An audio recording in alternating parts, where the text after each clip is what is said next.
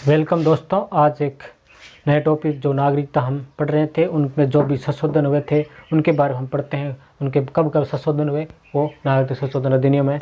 1955 में जो नागरिकता संशोधन अधिनियम आया था, उसके बाद 1986 में, 1992 में, 2003, 2005, 15, 2019 तक संशोधन हुए हैं। तो कुल मिला 1, 2, 3, 4, 5, 6 बार नागरिकता संशोधन हो चुका है। तो नागरिकता संशोधन अधिनियम हम 1955 का पढ़ते हैं, जो सर्वप्रथम बार आया था, जो नागरिकता अधिनियम बना था।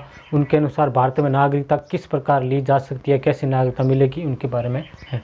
तो ये जन्म के आधार पर, अगर हम माता पिता में से एक, हमारे कोई इस दोनों में से एक अगर ना भारत का नागरिक है, उनका जन्म हम कहीं भी हो तो हमें नागरिकता मिल जाएगी। और वंशानुगत अनुसार, यानी माता पिता के हम भारतीय हैं तो हमें उन्हें मिल जाएगी। वो पंजीकरण करा के हम भी नागरिकता ले सकते हैं। अगर हम साल भर 2 साल रहकर नागरिकता, जो भी सरकार के नियम है वो आगे पढ़ेंगे।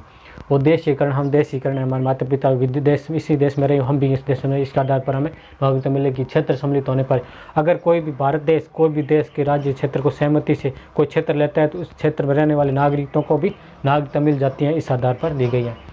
और जो अभी राष्ट्रीय रजिस्टर NRC, तो उसके बारे में पढ़ते हैं। जो अवध में सबसे जो असम में पहले पुरताई थी, उसके बारे में हम पढ़ते हैं। जो बांग्लादेश आज़ाद बना था, हुआ था भारत के निर्माण सहयोग से, उसके बाद जो भी बांग्लादेश में, उसके बांग्लादेश से जो भी प्रवासी थे, लोग थे, वो भारतीय मानने लगे। जो साथ असम राज्य में आज़ाद आने लगे, तो उसके बाद असम बारे में राज्य के बारे में थोड़ी चर्चाएँ तो उनको बढ़ते हैं। अवैध विदेशी शरणार्थियों के खिलाफ असम आंदोलन चलाया गया था, यानी अवैध विदेशी आगे जो बांग्लादेश के थे, उन्हें आंदोलन चलाया गया था 1979 से 85 तक के कारण। केंद्र सरकार, राज्य सरकार यानी असम राज्य सरकार और केंद्र सरकार, अखिल असम छात्र संघ, अखिल असम गण संग्राम परिषद के बीच 15 अगस्त 1985 को समझौता हुआ कि गैर तरीके से जो बांग्लादेश के लोगों थे जो घुसने वाले लोगों को वापस भेजने की तारीख निर्धारित की कि 24 मार्च 1971 निर्धारित की कि 24 मार्च 1971 से जो उसके बाद नागरिक आए हैं उनको वापस भेजा जाएगा।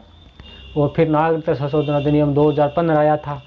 भारतीय नागरिकता के लिए 1 साल भारत में रहना अनिवार्य होगा, और इसके लिए और भारत केंद्र सरकार पर निर्भर भी करता है कि वो नागरिकता कैसे देगी। और प्रवासी भारतीय हैं, प्रवासी जो भारत के देश बाहर विदेशों में काम कर रहे हैं, उनके नागरिकों के पति या पत्नी, उनके बच्चों को भी पंजीकरण करवा के उन्हें नागरिकता दी जा सकती है। तो ये अधिनियम था 2015 का। अगले हम टॉपिक में दोस्तों 2019 के जो कानून बने हैं उनके बारे हम चर्चा करेंगे। तो मिलते हैं दोस्तों नेक्स्ट वीडियो में। जय हिंद, जय भारत।